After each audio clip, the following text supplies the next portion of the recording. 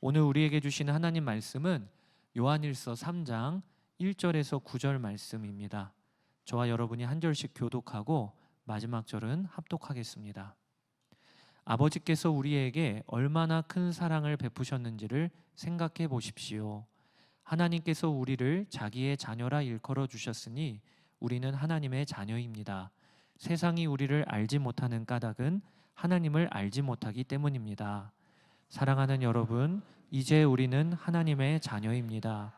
앞으로 우리가 어떻게 될지는 아직 밝혀지지 않았습니다만 그리스도께서 나타나시면 우리도 그와 같이 될 것임을 압니다.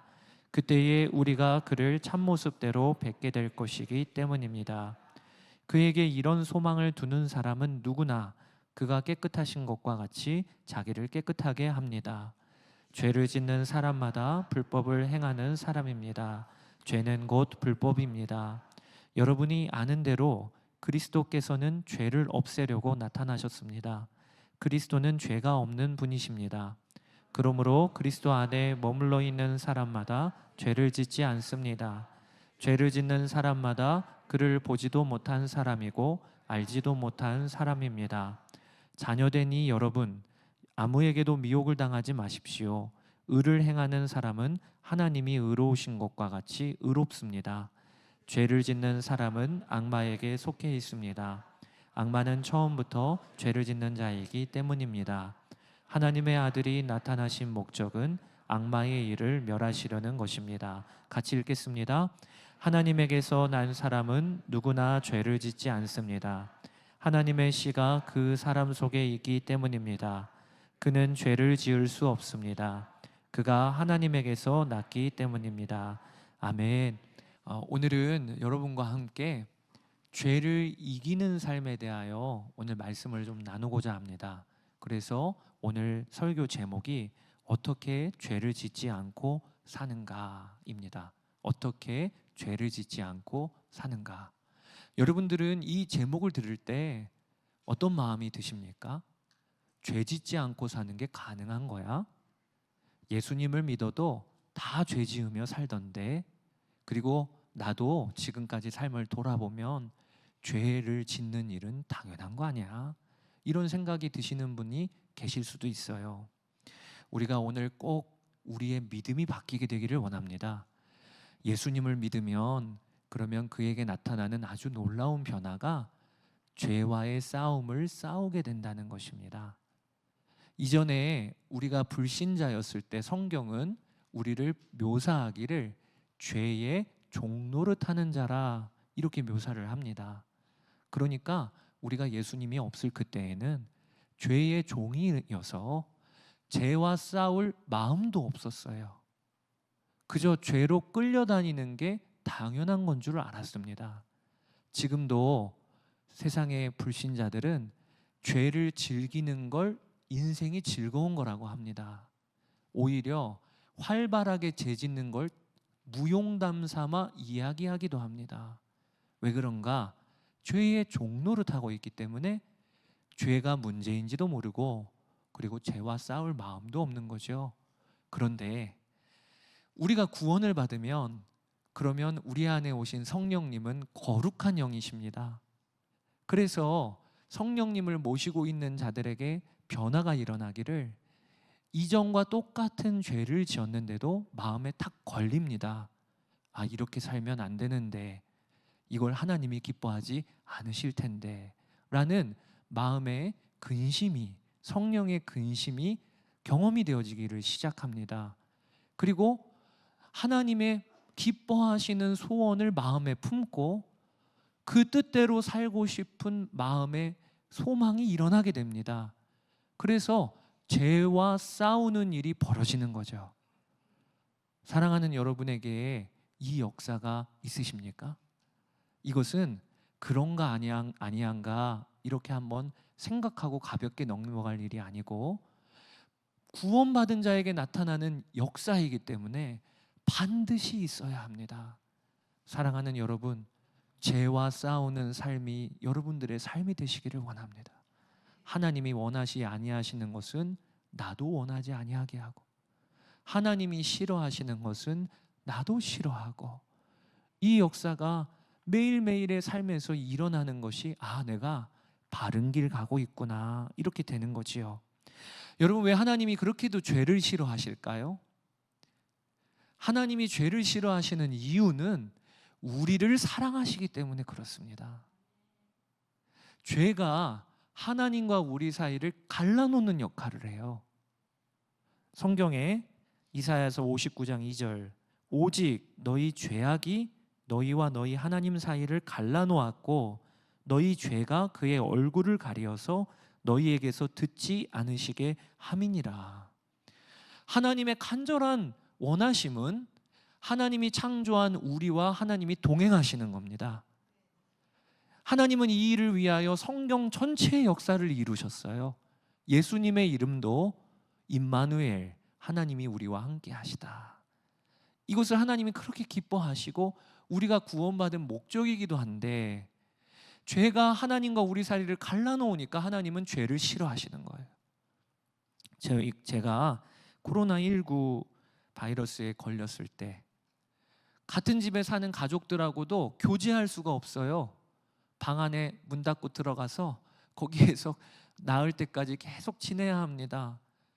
밥을 먹을 때도 사식 넣어주듯이 이렇게 넣어줘요. 그러면 집 방에서 혼자 먹는데 그게 처량하고, 이게 뭔가 눈에 보이지도 아니한 그 바이러스 하나 때문에 함께 사는 가족들과 살을 부대낄 수 없는 게 얼마나 불행이에요.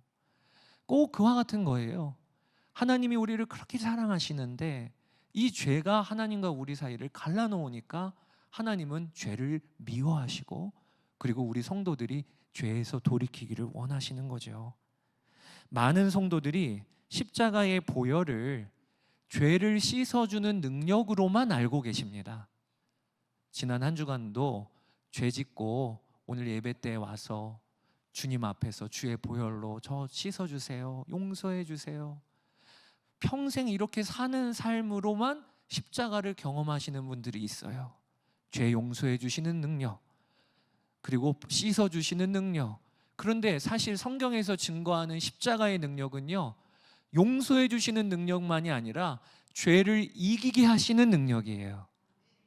그래서 우리가 예수님을 믿으면 세상 사람들과 똑같이 죄 짓는데 용서받는 자로서의 구별됨이 아니라, 우리가 예수님을 믿으면 죄를 이기는 것에서 구별되는 겁니다. 세상 사람들과 다른 길을 걸어요. 죄가 아무 문제도 아니지 않아요. 우리는 죄를 미워해요, 돌이켜요. 그러니까 그걸 보면서 삶이 바뀐다, 저 사람이 달라졌다, 이런 일이 일어나는 것이죠. 오늘 말씀 8절에 보면요, 이렇게 이야기하고 있어요. 죄를 짓는 사람은 악마에게 속해 있습니다.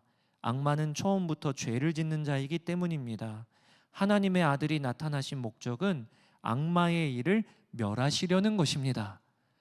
그러니까 우리를 죄 짓도록 이끌어가는 악한 영이 우리 주 예수님의 십자가에서 완전히 그 기세가 꺾였어요.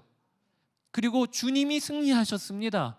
그래서 우리는요, 죄를 피해 다니는 정도가 아니라 죄를 이길 수 있는 거예요. 그래서 저는 간절히 원하는 것은 오늘도 우리 대표 기도하시는 권사님께서 죄를 고백하고 하나님의 은혜로 겸손히 나아가는 이 기도도 하셔서 너무 감사한데, 우리 비올드 교회 대표 기도 때 이런 고백이 매주 나왔으면 좋겠어요. 하나님, 승리하다 왔습니다. 주님의 은혜로 인하여 이기다 왔습니다. 이번 한 주간도 은혜를 주세요. 그래서 세상에 나가 또 죄와 싸워 승리하는 저희가 되게 해주세요. 참 너무 황홀하겠죠. 하나님은 그 일을 위하여 십자가의 은혜를 주신 거예요. 오늘 사도 요한이 죄 짓지 않는 삶에 대하여 이야기하고 있어요. 그런데 중요한 것이 죄 짓지 말라 아닙니다.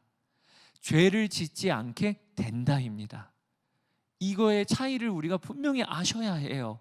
오늘도 목사님이 서서 처음부터 끝까지 짓지 마세요, 그렇게 살아서 되겠어요, 이거 아니에요. 주님이 약속하시기를 예수 믿는 우리 그리스도인들은 죄에서 승리할 수 있다 하셨습니다. 이게 오늘 우리의 말씀입니다. 9절 같이 한번 읽어보겠습니다. 하나님에게서 난 사람은 누구나 죄를 짓지 않습니다. 여기 누구나라고 하셨어요. 예수 믿은 지 30년 돼야, 많은 훈련 받아야, 이게 아니고 하나님으로부터 난 사람은 누구나 죄를 짓지 않습니다. 이게 우리에게 소망으로 붙잡아지게 되기를 원하는 거예요.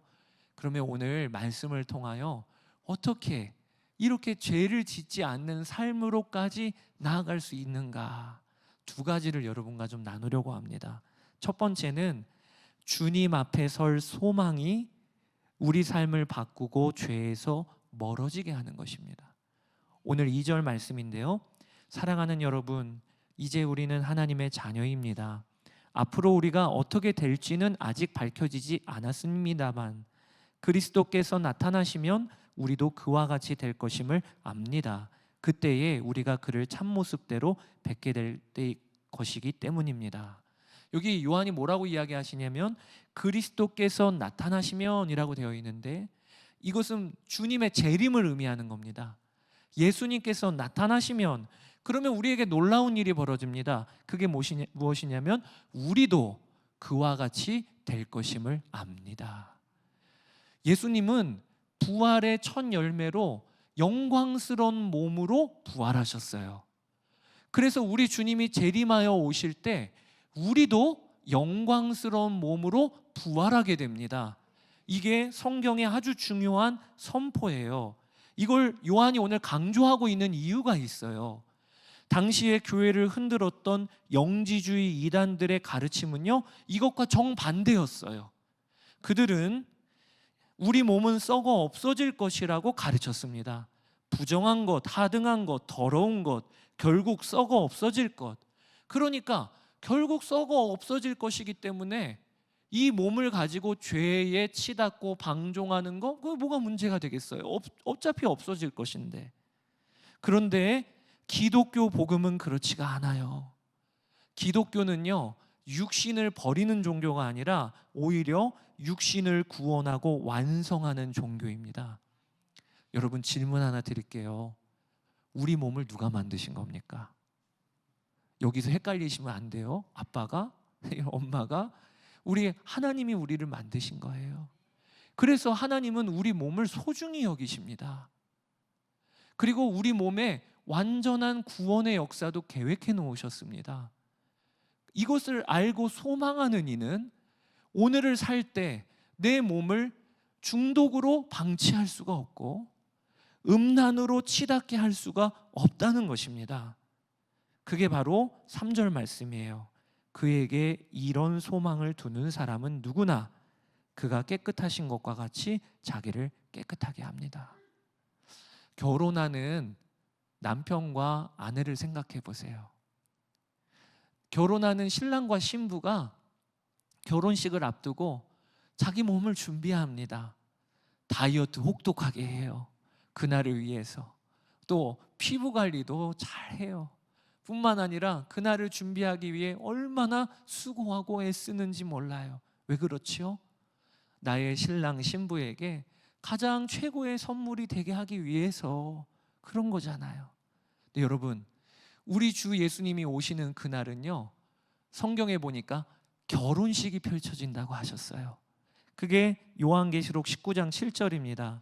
우리가 즐거워하고 크게 기뻐하며 그에게 영광을 돌리세.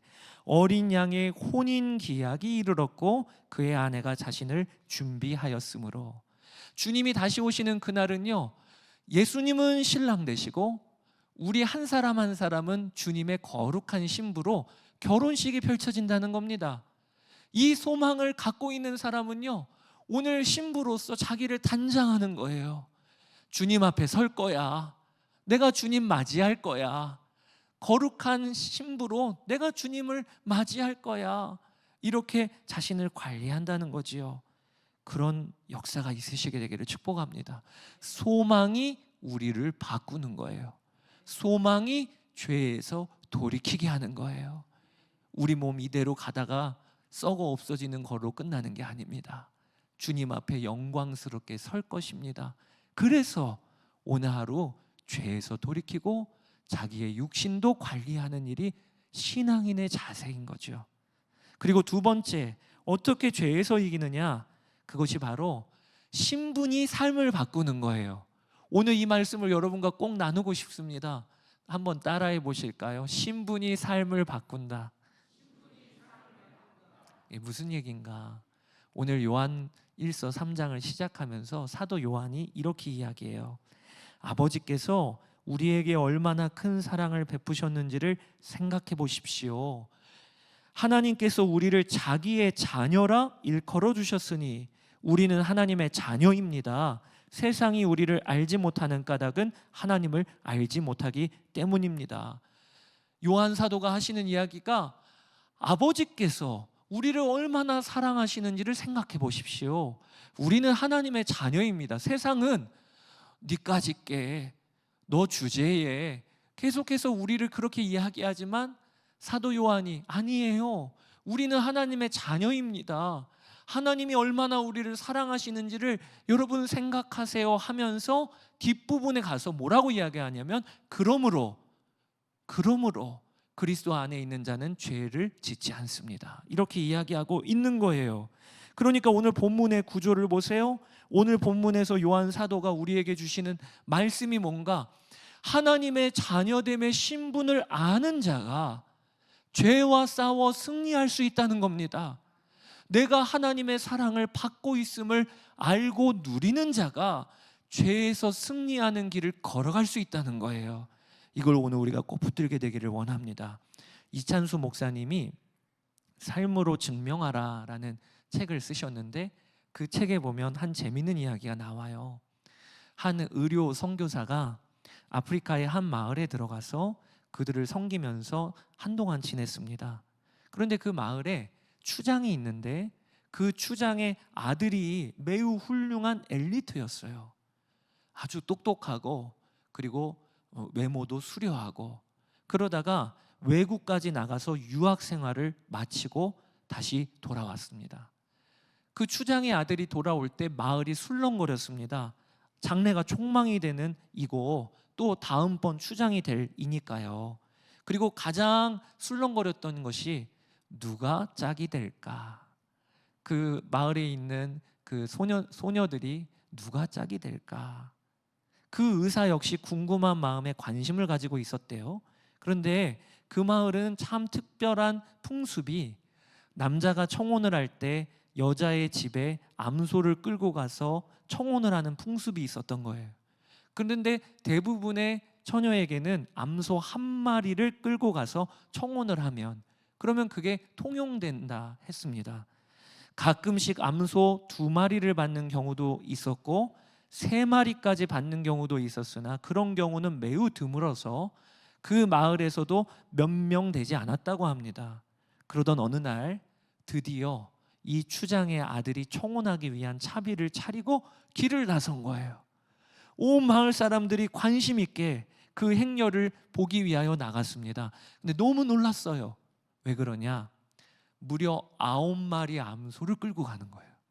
세상에, 한 마리 암소로도 보통 청혼을 하는데 9마리 암소를 끌고 가니까 야, 도대체 어느 집으로 가길래 저렇게 많은 암소를 끌고 가는가?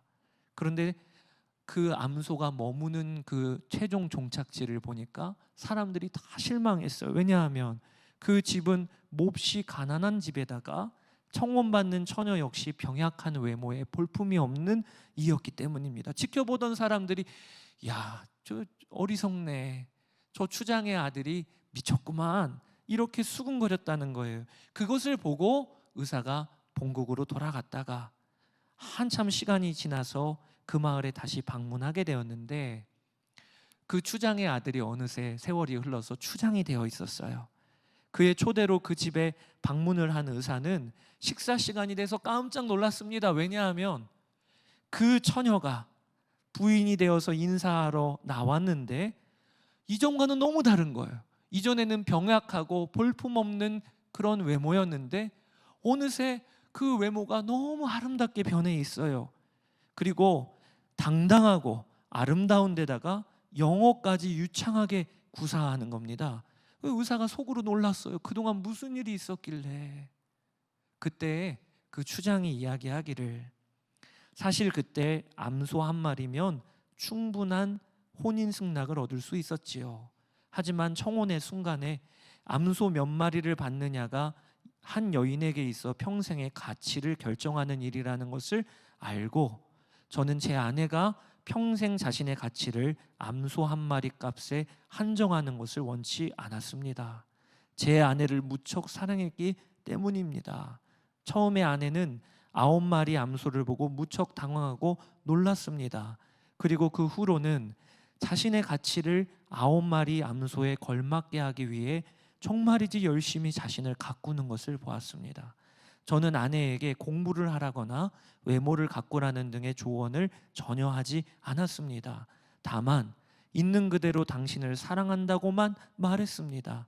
그런데 아내는 점점 더 아름다워지고 멋진 여성이 되어갔습니다. 사랑하는 여러분, 이게 꼭 우리에게 일어난 일이에요. 우리는요, 암소 한 마리의 가치도 없었던, 성경에서는 정말 죄인 중에 괴수가 우리였죠. 그런데 그런 우리를 하나님이 어떻게 우리를 사셨냐? 양자로 삼으셨냐? 자신의 독생자 외아들 예수 그리스도 값으로 우리를 사신 거예요. 그래서 우리가 소위 우리는 예수님 짤이라고 하지요. 그러니까 여러분들이 그것을 복음이잖아요.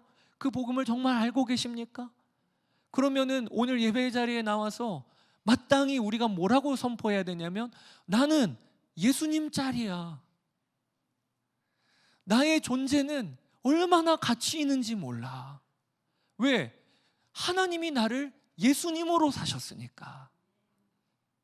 그런데 많은 성도들이 자신의 정체성을 몰라요.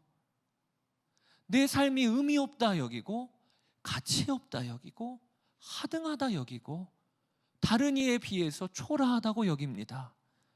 그렇지 않다는 거예요. 오늘도 하나님께서 우리에게 주시는 말씀이 얼마나 하나님 아버지가 너희를 사랑하는가를 생각해보라. 예수님 자리로 우리를 이 자리에 앉히신 거기 때문에 교만이 아니고 우리 안에 자연스럽게 일어나는 고백이 뭐냐? 나는 존귀한 자야. 이게 우리의 고백이고, 그 고백이 우리의 삶을 바꾸는 겁니다. 예수님이 나를 사랑하신다는 걸 알기 때문에, 그래서 죄에서 돌이키게 되는 거예요. 성경은 분명히 죄와 싸우는 삶에 있어서 훈련하라고 얘기하십니다. 그리고 자신을 쳐서 복종하라고도 이야기하십니다. 고린도전서 9장 26절 27절에 사도 바울이 이야기해요. 그러므로 나는 다름질하기를 향방 없는 것 같이 아니하고 싸우기를 허공을 치는 것 같이 아니하며, 내가 내 몸을 쳐 복종하게 함은 내가 남에게 전파한 후에 자신이 도리어 버림을 당할까 두려워함이로다. 사도 바울도 그 스스로 고백하기를, 나는 날마다 내 몸을 쳐서 그리스도께 복종하는 이 믿음의 싸움 훈련을 싸우고 있다는 거예요. 그런 바울이 또 어디에서는 우리 그리스도인들을 그리스도의 군사라고도 이야기합니다. 여러분, 군사, 병사는 뭡니까? 철저한 훈련이 매일매일 반복되는 삶을 사는 이들이지요. 그러면서 죄에서 돌이키고 이기는 삶을 산다고 성경은 우리에게 이야기하고 있어요. 그래서 훈련도 필요해요. 싸움하는 것도 필요해요. 그런데 우리가 알아야 할 게 있어요. 그 모든 훈련 이전에, 그 모든 싸움 이전에 왜 훈련하는가 말이에요. 왜 싸우는가 말이에요. 그 동기가 하나님이 나를 사랑하시는 감사와 감격이어야 하는 거예요. 하나님이 나를 사랑하시니까, 나를 사랑하시는 하나님이 미워하시는 죄에서 내가 돌이키기를 부단히 노력하고, 부단히 그것과 싸우는 그 동기가 중요한 거예요. 감사와 감격을 잃어버리면 어떻게 되느냐? 훈련하고 싸우면 싸울수록 무서운 사람이 됩니다. 나는 이렇게 싸우고 있는데 저 사람은 안 싸우네. 아유, 신앙생활 저렇게 하면 안 되지. 훈련하고 노력은 하는데 정죄와 판단이 내 마음에 자리를 잡게 돼요. 왜 그렇지요? 하나님이 나를 사랑하신다고 하는 감사와 감격 없이 훈련하고 그리고 내 몸을 치니까 무서운 종교인이 되어버리고 마는 거지요. 사랑하는 여러분, 하나님 사랑하여, 하나님이 나를 사랑하여 내가 하나님의 자녀가 되었다고 하는 이 신분을 놓치지 마세요.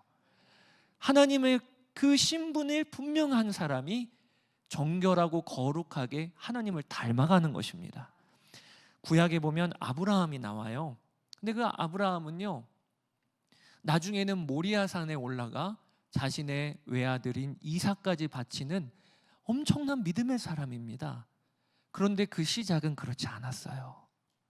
아브라함이 갈대아 우르에서 있을 때 하나님이 그를 부르십니다.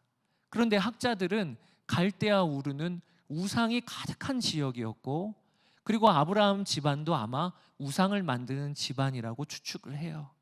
그러니까 아브라함은요, 부를 만해서 부르신 게 아니고 설명할 수 없는 하나님의 은혜로 그를 지명하여 불러주신 거예요. 그래서 그를 가나안 땅으로 들어가라고 하시고 순종해서 들어갔지요. 그리고 나서 아브라함의 삶이 어땠습니까? 믿음의 삶 살았습니까? 모범이 되는 삶이 되었습니까? 아니에요. 그렇게 순종해서 갔어도요, 아브라함은 끊임없이 흔들립니다. 가나안 땅에 기근이 드니까 애굽으로 내려가 버려요. 여기서 못 살겠다 하고 애굽으로 내려가 버려요. 그리고 애굽에서 무슨 일을 저지르냐면, 자신의 아내인 사라가 너무 아름다운 미모를 갖고 있으니까 아내 때문에 자기가 죽을까 하여 이 아내를 누이라고 속이는 일을 벌립니다. 여러분, 이게 믿음의 모습은 아니죠. 본받을 만한 모습은 아니잖아요. 그런데 성경을 읽으면서 우리가 놀라는 것은, 그런 아브라함에게 하나님이 야, 이 녀석아, 너 어떻게 그렇게 사니? 자기의 아내를 누이라고 이야기하는 어리석은 이가 어디 있니? 이러면서 책망하시는 게 아니라 오히려 은혜로 대접하시는 거예요. 애굽으로 내려갔던 아브라함에게 많은 소유를 얻어 다시 가나안 땅으로 올라오게 하십니다. 어쩜 하나님이 이렇게 아브라함에게 대우하시냐 말이에요. 하나님이 아브라함을 아예 작정하시고 내 백성으로 선언하신 거예요. 너는 내 거야. 너는 내가 붙들고 있어. 이거를 아브라함이 평생에 맛봤더니 어디에 자리에 이르기까지 됐냐?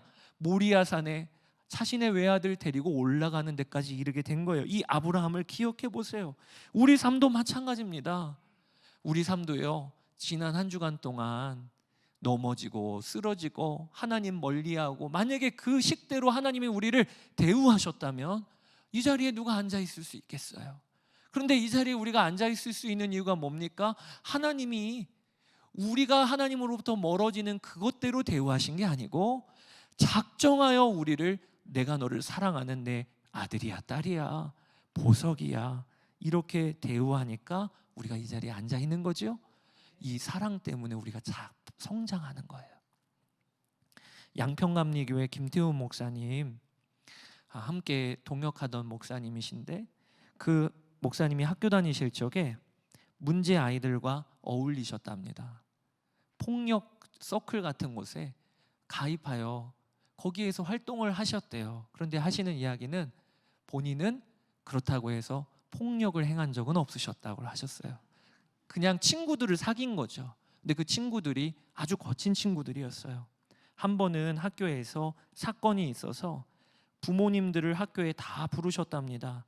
그래서 목사님 어머니도 오신 거지요.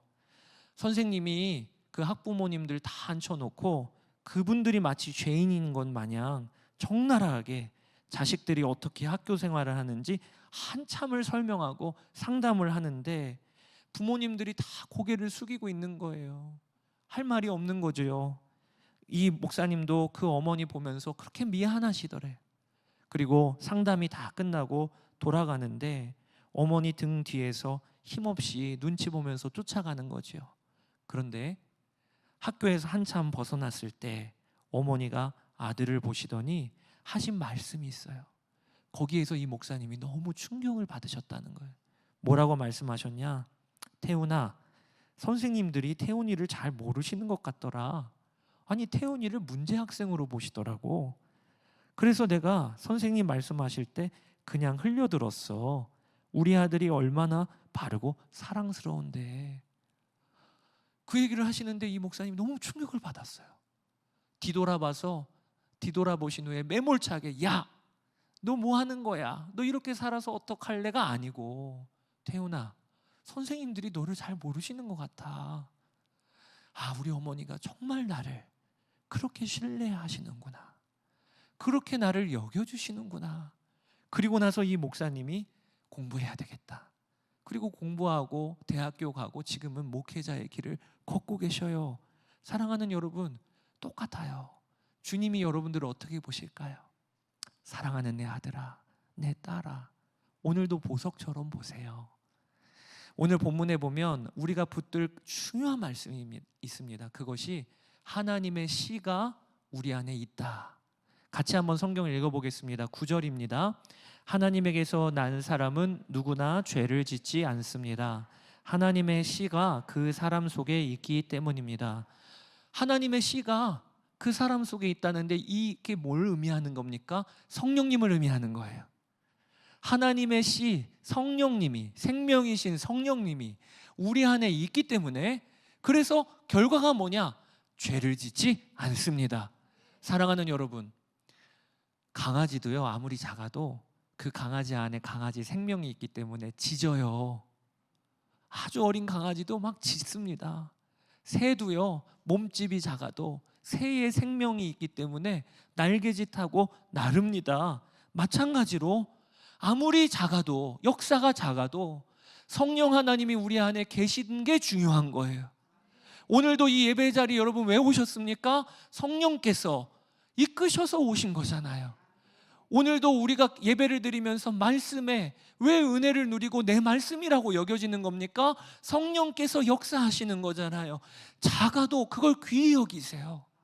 하나님의 씨가 우리에게 있어요. 그리고 그걸 정말 믿기를, 하나님의 씨가 있으니 하나님이 나로 하여금 죄에서 돌이키는 삶으로 이끌어 주시겠구나, 나를 그 자리로 세우시겠구나, 이게 우리의 믿음이어야 하는 거예요. 믿음부터 바뀌어야 되는 거예요. 17세기의 경건한 목사인 윌터 마샬이라고 하는 분이 쓴 성화의 신비라고 하는 책에 그런 이야기가 있어요. 그가 젊은 나이에 육체의 정욕으로 늘 습관적인 죄에 무너졌어요. 또 하나님의 존재가 두려웠고 자신은 그 하나님 앞에서 늘 죽을 수밖에 없는 죄인이다, 심판이 기다리고 있다, 이런 절망이 있었어요. 그래서 하루는 청교도 신학자였던 토마스 굿 윈을 찾아가서 자기의 고백을 솔직하게 다 털어놓습니다. 내가 얼마나 습관적으로 죄를 짓는지, 내 양심이 얼마나 타락해 있는지 그렇게 이야기를 털어놓았는데, 그 토마스 굿 윈이 다 듣고는 이런 질문을 하시더래요. 자네는 지금 자네가 짓고 있는 가장 나쁜 죄에 대하여 알고 있는가? 자네는 지금 그것을 빼놓고 이야기하고 있네. 그 뭔가 깜짝 놀랐지요. 아니, 내 이야기 다 드렸는데, 내가 습관적으로 짓는 죄에 대하여 다 고백했는데 가장 큰 죄는 빼놓고 이야기하고 있다. 그러면서 토마스 굿 윈이 이렇게 이야기했어요. 불신앙의 죄의 말일세. 자네는 지금 자네의 죄악을 용서하시고 자네의 본성을 거룩하게 하시는 주 예수 그리스도를 진정으로 믿지 않네. 여기에 큰 충격을 받았어요. 나는 그동안 내가 거짓말이나 거듭나지 못한 어떤 성품이나 육체적인 음란이 죄인 줄 알았는데, 가장 무서운 죄는 성령님이 내 안에 계심에도 불구하고 그걸 인정하지 않는 거예요.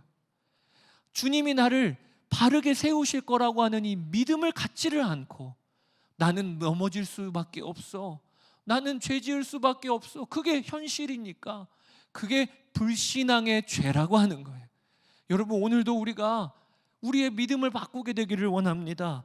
주님이 내 안에 계시고 예수 생명이 내 안에 계시기 때문에, 여러분, 우리가 구원받은 것도 우리가 잘해서 구원받았나요? 우리가 무슨 깨달아서 구원받았나요? 그렇지가 않고 주님이 일방적으로 나 잡아주신 거예요. 그러면 여러분, 질문입니다.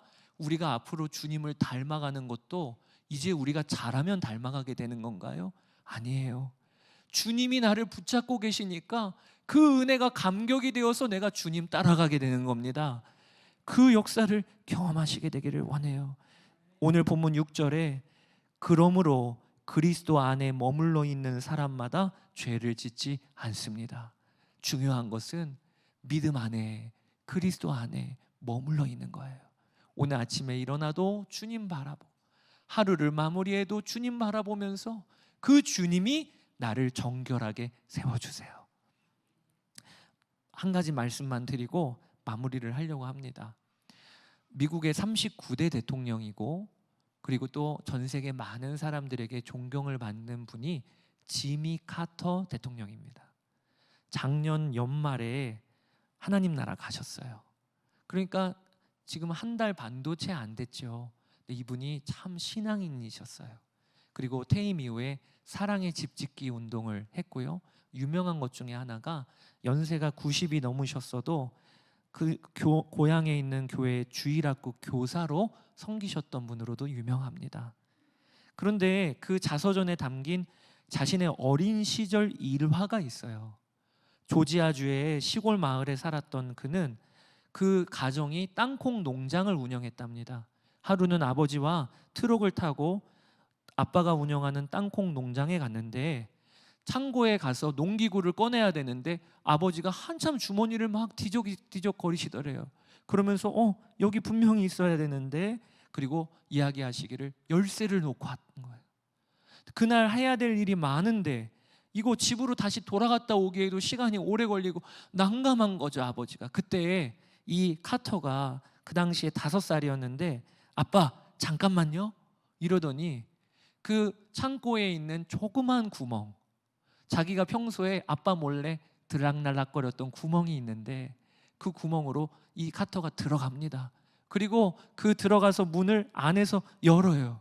근데 문을 열 때 아버지가 밖에서 이 어린 아이를 보면서 얼마나 환히 웃던지, 집에 갔다 와야 되는데 난감했는데 이 아이가 문을 여니까 그러면서 이 카터야 너 참 대견하구나, 너 진짜 대단하구나 라고 하는 이 아빠의 그 표정이 자신의 평생 잊지 못할 표정이라는 거예요. 미국의 대통령까지도 하고 노벨상까지 받았으면 그가 살면서 얼마나 보람된 순간이 많았겠어요? 그런데 그 자서전에 내 삶의 최고 보람된 순간이 그 창고 문을 열었는데 우리 아버지가 환하게 웃으면서 너 참 대견하구나, 그 표정이 자신의 평생을 인도했다는 거예요. 나는 아빠가 대견하다고 했어. 나는 아빠의 기쁨이 되었어. 그 표정이 자신의 삶의 모든 어려움을 이기게 했다는 거예요. 사랑하는 여러분, 오늘도 하나님은 우리를 향하여 이 예배 자리에 너 참 귀하구나, 너는 나의 보석이다, 그 하나님과 나도 눈이 마주치고 한 주를 시작하셔야 돼요. 예배는 그 시간이에요. 하나님과 눈 마주치는 시간. 그런데 하나님이 나를 보실 때 어떻게 보실까요? 요놈, 너는 왜 나왔니? 이렇게 보시는 분 없고, 너는 나의 보석이야. 그 하나님의 은혜가 우리로 하여금 삶을 뒤집고 죄에서 승리하게 하는 역사가 일어나는 거죠. 그 은혜를 여러분 누리시게 되기를 바랍니다. 오늘도 찬양하고 기도할 때 우리 하나님과 눈 마주칩시다. 저는 오늘 찬양 부르는 찬양 중에 주께 가까이 이 찬양을 하기를 원하는데요. 사실 제가 이 찬양은 간증 있는 찬양이에요. 2009년에 죄로 인하여 무너졌을 그때 나는 이제 소망 없나 봐. 그리고 처음으로 제 인생에 목회를 포기하려고 했었습니다. 이런 내가, 죄의 종로를 타는 내가 목회의 길을 가면 하나님이 영광만 가릴 것 같다. 그래서 포기하려고 했을 그때 하나님께서 한 집회에 주님이 내 안에 계심을 알려주시고, 이런 나도 주님이 귀히 여기심을 알려주셨던 그날 저녁에 불렀던 찬양이 바로 주께 가까이예요. 근데 이 찬양을 부르면서 하나님께 손을 올리고 기도했는데, 그때 제 어깨에 있는 죄의 멍에가 이렇게 꺾이는 것과 같은 그런 경험을 했던 찬양이. 그래서 오늘도 이 찬양을 여러분과 함께 부르고 싶습니다. 주께 가까이 제가 갑니다.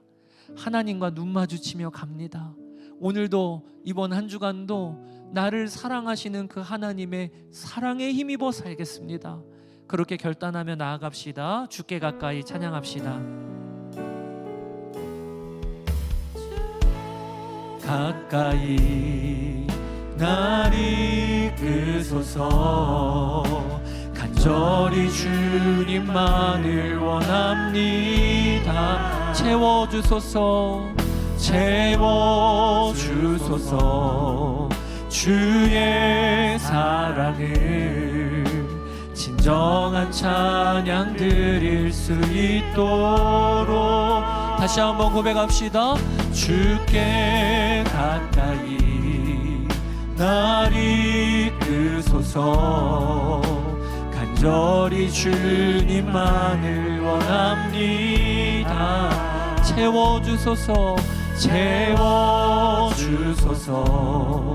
주의 사랑을 진정한 찬양 드릴 수 있도록 목마른 나의 영혼, 나의 영혼 주를 부르니 나의 맘 만져 주소서. 주님만을 원합니다. 더 원합니다. 나의 맘 만져 주소서. 목마른 나의 영혼, 목마른 나의 영혼 주를 부르니 나의 맘 만져 주소서. 주님만을 원합니다. 더 원합니다. 나의 맘 만져 주소서.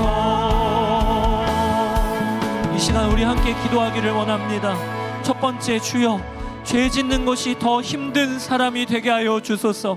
주께서 미워하시고 싫어하시는 것은 나도 멀리하며 증오하게 하여 주시고 아버지 정결하고 거룩한 길로 나아가게 해달라고 이 시간 주의 이름 한번 부르고 기도하며 나아가겠습니다. 주여,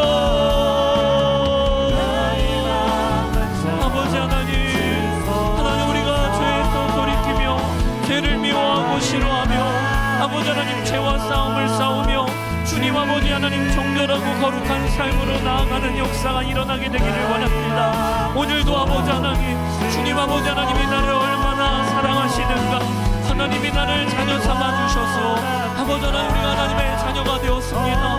그러므로 그리스도 안에 있는 자는 죄를 범할 수 없다고 하신 이 말씀이 우리에게 그대로 이루어지게 하여 주소서.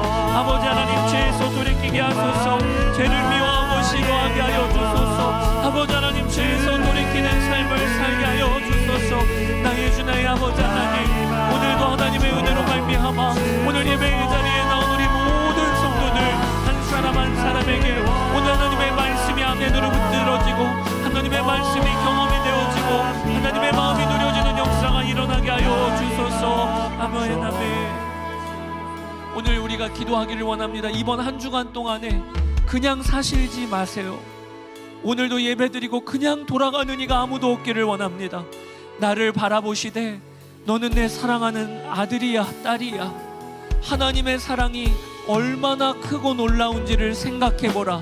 주여, 오늘 주님과 눈 마주치고 한 주를 시작하기를 원합니다. 내가 어떠한 자인지를 주님으로부터 분명하게 듣고 오늘 한 주를 시작하게 되기를 원합니다. 우리 이 시간에 그렇게 기도하기를 원합니다. 하나님이 나를 사랑하시는 것을 나도 바라보며 살게 하여 주소서. 그렇게 이번 한 주간을 살며 죄에서 승리하는 우리 되도록 주의 이름 한번 부르고 기도하며 나가겠습니다. 주여,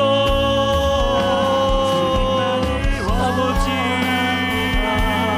나의 주 나의 아버지 하나님, 우리가 하나님이 우리를 얼마나 사랑하시는지, 하나님이 아버지 하나님 우리를 얼마나 귀히 여기시는지, 아들 예수 그리스도로 말미암아 우리를 건지시고 아들 예수 그리스도로 말미암아 우리를 양자 자녀 삼으시고 아버지 하나님 우리가 그리하여 우리 하나님께 나아왔습니다. 아버지 하나님 이 사랑에 힘입어 정결한 거룩한 삶 하나님의 뜻대로 행하는 기도하는 삶으로 나아가는 우리 모두가 되게 하여 주소서. 아버지 하나님, 오늘 이 우리의 삶에 아버지 하나님, 오늘 예배를 통하여 나를 사랑하시는 주님을 나도 바라보고, 나를 사랑하시는 주님을 나도 붙잡고, 그 진리를 결론으로 삼고 아버지 이번 한 주간을 살아가는 우리의 삶이 되게 하여 주시기를 원합니다. 나의 주 나의 아버지 하나님, 감사합니다. 주님, 놀라우신 주님 찬양합니다.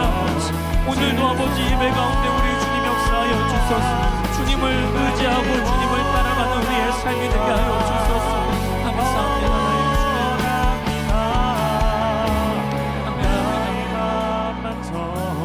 주님. 아멘 아멘. 우리 가슴에 손을 얹고 기도합시다.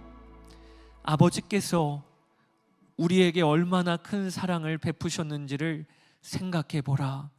아버지 하나님, 오늘도 이 자리에 우리가 와서 그냥 돌아가는 이가 아무도 없게 하여 주소서.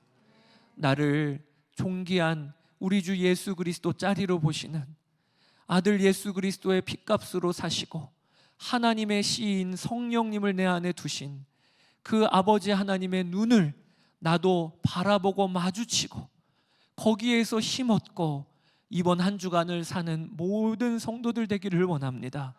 주여, 주께서 나를 사랑하시니 그러므로 죄에서 승리케 하여 주소서. 주님의 사랑에 힘입어 죄를 멀리하고 죄와 싸워 이기는 삶이 되게 하여 주옵소서. 하나님, 우리 비올드 교회 온 성도들이 개인적으로 정결하고 거룩한 증인 되게 하여 주시고, 그러한 가정들 되게 하여 주시고, 그러한 교회와 한국교회 되게 하여 주옵소서. 주님을 찬양합니다. 우리 주 예수 그리스도의 이름으로 기도드렸습니다. 아멘.